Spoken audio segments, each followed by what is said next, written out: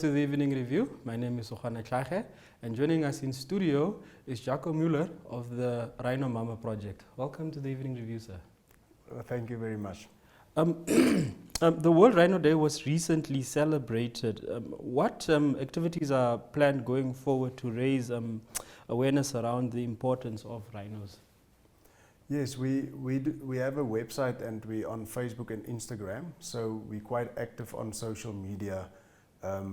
All new news regarding rhino poaching and all relevant rhino news are basically shared on a daily basis on our Facebook page and the web page.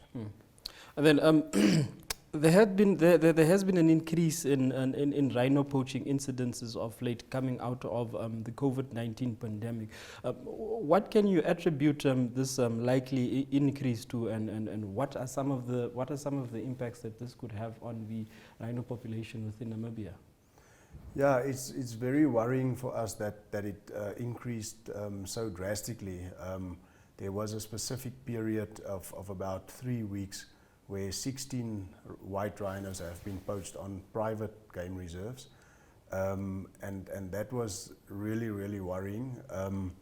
We, for instance, look, every single rhino owner has his own say whether he wants to de-horn his rhinos or not. We did advise most of the rhino owners that's working together with us to do that. And we, as the Rhino Mama Project, decided to de-horn all our rhinos. So it was 3 different de-horning times, and we then de-horned basically every single rhino that's older than 18 months. We don't really know and understand why the increase is all of a sudden. Obviously, poverty plays a role, and we all know that the COVID pandemic made it worse for I think every single Namibian, and then possibly the rhinos in South Africa that is getting less and less. So now possibly the poachers are looking for other places to poach. As I'm sure, having dealt with rhinos, custodians of black rhinos, those now that belong to government, is there enough sufficient support coming towards for the upkeep of the black rhino population on privately owned land, and just how difficult is it to have to ensure the safety around these rhinos? Yeah, it's look. The government specifically started with this custodian program back in the early 90s already. And the idea of that is that to take pressure off the government and also pressure off the government reserves. So the whole idea is that people like ourselves that are really rhino conservationists, that we take those rhinos on in order to look after them, to basically to help the government, and then it's also spread. So all the rhinos are not in 1 or 2 or 3 reserves. So they spread all across the country, which make the threat to them then a bit less. Instances now of dealing with or measures to mitigate rhino poaching. What is apart from the cutting of the horns? What other mitigation methods are there, and has it really been helpful in stemming incidences of poaching? Yeah, there's many things that a rhino owner can do, and I will name a few, but not all, because we don't want to give away our game plan, because then the poachers know exactly what we are doing. But we for instance have a gyrocopter that flies almost every single day to then count the animals, look for poachers, and also basically just deter the poachers to come there. We have a drone which can be programmed to fly in fixed patterns that can detect poachers with a thermal camera even at night. And we have 24/7 patrols, day and night. We have like patrols on quad bikes, vehicles, and on foot. We also have tracking dogs. So yeah, those are all methods that works together with the dehorning. You can't just dehorn your animals and don't do any other anti-poaching. You need to do everything together to be successful. And if you do all of those, you are quite successful to be able to curb the poaching. Whilst black rhinos now may be in the possession of government, when it comes to the white rhino population, my understanding is that these are privately held animals. What support is being given to farmers or to game farmers with regards to the upkeep of these animals, or with regards to instances to protect the white rhino population? And do you think that that enough support is coming through from the stakeholders, private and or government, in that regard, as far as the Namibian situation is concerned? We basically don't get any definitely no financial support from government. So it's basically every single rhino owner for himself. And what we are really happy with is, however, when we have a poaching incident and we contact government, we are really so far, anyway, the cases where I have been involved, we got a lot of support. The previous time there was an incident close to Uchu, west of Uchu, and the police helicopter came, and they came to help fly there and count the animals, try to find the poacher. So yeah, we actually get very good response if there's a poaching incident. Mr. Muller, I'd like to continue our conversation on rhino poaching, but we'll have to call for a short commercial break. Do stay tuned. We'll be back shortly. Bookings for Namibia Tourism Expo 2022 are open. The expo will take place from 3 to 5 November 2022 in Windhoek. To secure your booking, visit nte.nmh.com.na, and for more information on the expo, follow all Namibia Media Holdings platforms. The expo is supported by the Ministry of Environment, Tourism and Forestry, Namibia Tourism Board, FENATA, City of Windhoek, and Namibia Media Holdings. Namibia Tourism Expo, taking tourism to the regions. 3, 2, 1. We Talk brings you community news that lies at the heart of Windhoek residents. If you would like to feature your brand or campaign on this platform, contact wetalk@synergy.com.na.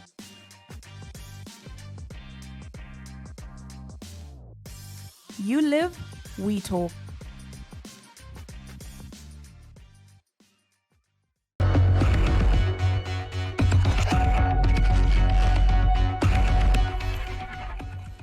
Welcome back to the Evening Review. What efforts are being made to increase the number of custodians in possession of black rhinos in Namibia?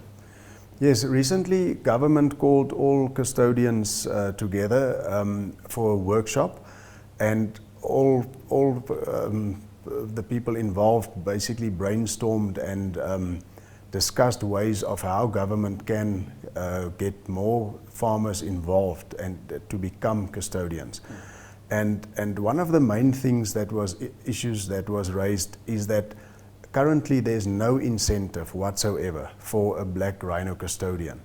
So if there's any type of incentive, and I don't think I'm really allowed to mention what we want, because it's a sensitive issue, but as soon as there's any type of incentive for a black rhino custodian, we are very sure that a lot more farmers will be able to do it and will be willing to do it.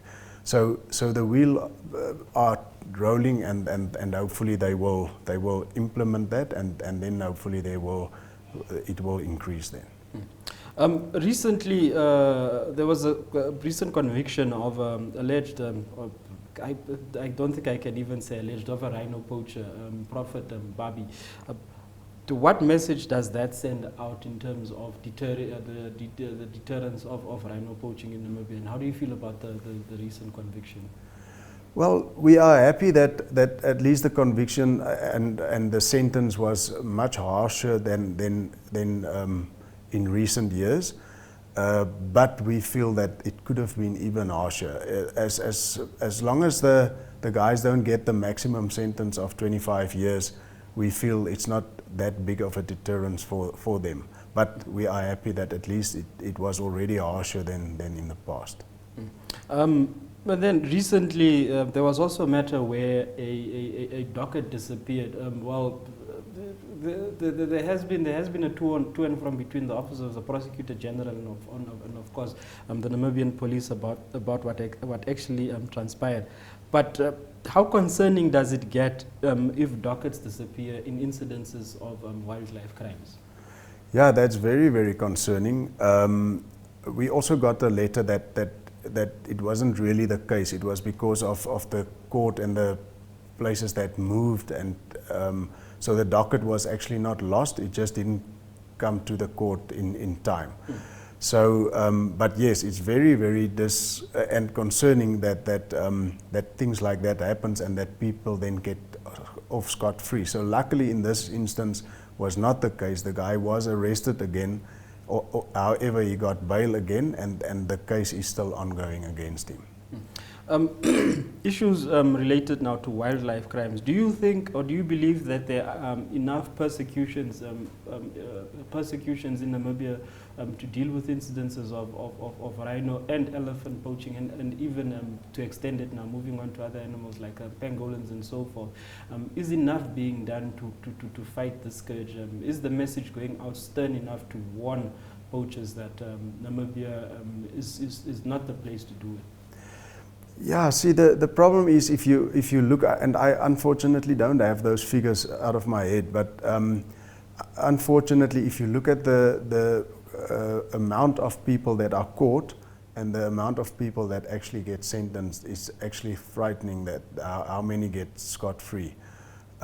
So in my opinion, our justice system needs to be rectified so that they and maybe it's also a case of the actual crime scene investigation that should be done in a better way to make sure that these criminals are eventually sentenced.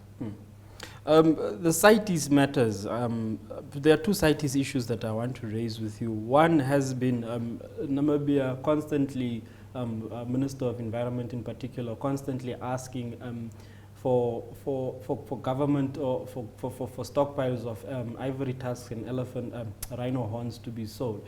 Do you believe it can be helpful to try and sell this on these stockpiles on the international markets? We firmly believe that is basically the only solution that will save the rhino from extinction.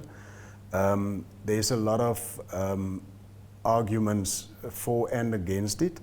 In my personal opinion, it's like with any and every commodity on this earth, oil, diamonds, you name it. The moment there's a bigger supply, the price drops. That's a business principle. In all commodities, it's like that. So why will it not be the same for rhino horn? We are 100% sure if there's a bigger supply and a legal supply, the price will drop, and if the price drops by even tenfold, which we are hoping for, then for a person who looks after rhinos, even that money is still enough for him to sustainably breed and care for rhinos. So at the moment, it's only the poachers that can financially gain from a rhino horn.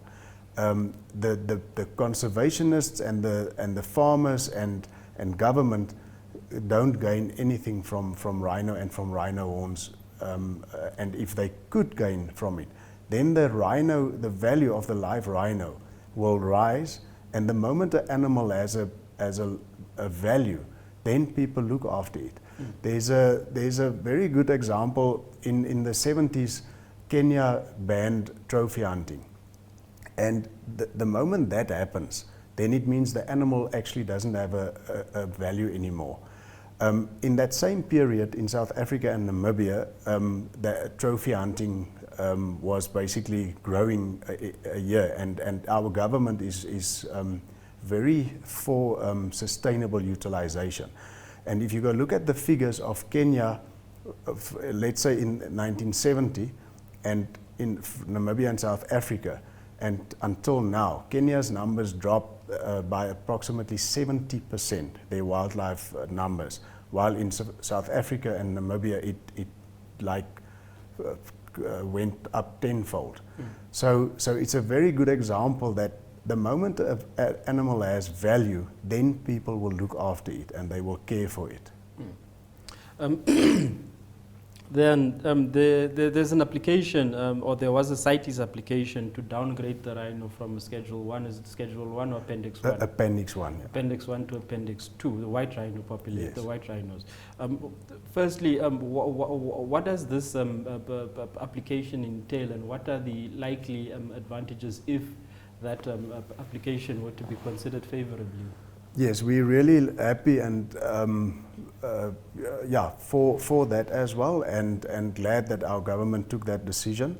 So it's basically to downgrade the white rhino from Appendix 1 to Appendix 2 for animals to be traded to their places where they previously occurred, basically their range states.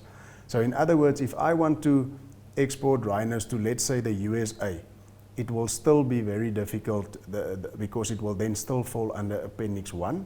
But if I want to export rhinos to any range state where they used to be in Africa, it will be much easier to get a permit. And the mission and vision of Rhino Mama Project and most rhino breeders and conservationists, we want to expand their range states, their ranges.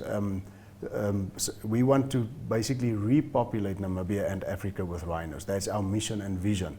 So that will enable us to get permits much easier. And so yes, we are really for that. And another thing is then for the hunting as well. So it will be much easier for people to get hunting permits. And obviously there's huge restrictions on that. And I mean, there must be a government official with. It's been, I can't get to the right word now, but so it doesn't mean that every Tom, Dick and Harry can just go around and shoot a rhino and hunt a rhino. There's still a lot of things in place, but it will, and that will then also benefit the people involved who has rhinos. We, for instance, at Rhino Mama Project, we are not in the hunting business, but a lot of rhino owners and reserves depend on that money as an income. And to give you an idea, if we get 20 rhino calves born in a year at the Rhino Mama Project, 50% of those are male and 50% female. If we sell to a breeder or to another country, you buy 5, 6, 7 females and 1 or 2 males. So you always sit with too many males, and what do you eventually do with a lot of males that because your male population then becomes too much. Yes. So that is why we are for that, that people are allowed to hunt those access bulls, and that's also the old bulls that's basically past their breeding time. And just more on the Rhino Mama Project, what is it that you're involved in? Well, we are basically, our mission and vision, the way it started was my son had a school project, and he came up with the idea of breeding enough calves, rhino calves, to repopulate Namibia and Africa. So that's our main vision and mission. But we also do a lot of, like I mentioned in the beginning, a lot of social media to make people aware of the plight of the rhino. We send all information that we get from all over the world. We make it public, and we just try and make people more aware of the poaching pandemic. Thank you very much for joining us on the Evening Review. It's a huge pleasure. Thank you for tuning into the Evening Review. Good night.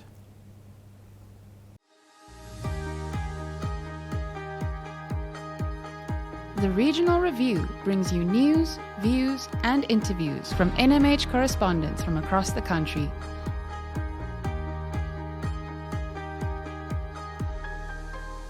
If you would like to feature your brand or campaign on this platform, contact regional@synergy.com.na.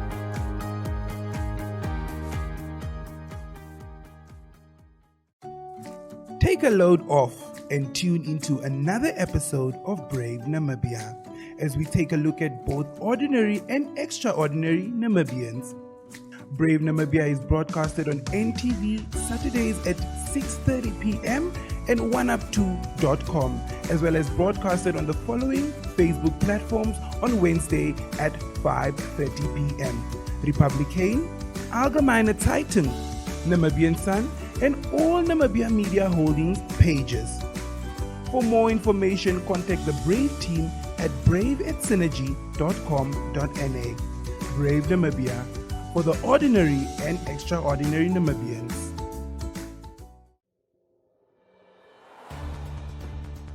The Evening Review is a daily interview-based talk show that dissects and expounds on current affairs as they occur in Namibia. The show aims at reaching Namibians of all age groups who seek better understanding of the state of current affairs in the country. This show is broadcasted on NTV, oneup2.com, and cross-shared on the following Facebook platforms: Namibian Sun and Namibia Media Holdings. The Evening Review focuses on interviews, latest news, and up-to-the-minute current events. Contact evening@synergy.com.na.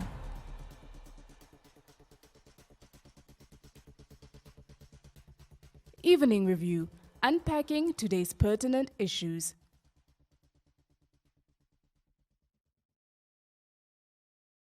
Bookings for Namibia Tourism Expo 2022 are open. The expo will take place from 3 to 5 November 2022 in Windhoek. To secure your booking, visit nte.nmh.com.na, and for more information on the expo, follow all Namibia Media Holdings platforms. The expo is supported by the Ministry of Environment, Tourism and Forestry, Namibia Tourism Board, FENATA, City of Windhoek, and Namibia Media Holdings. Namibia Tourism Expo, taking tourism to the region.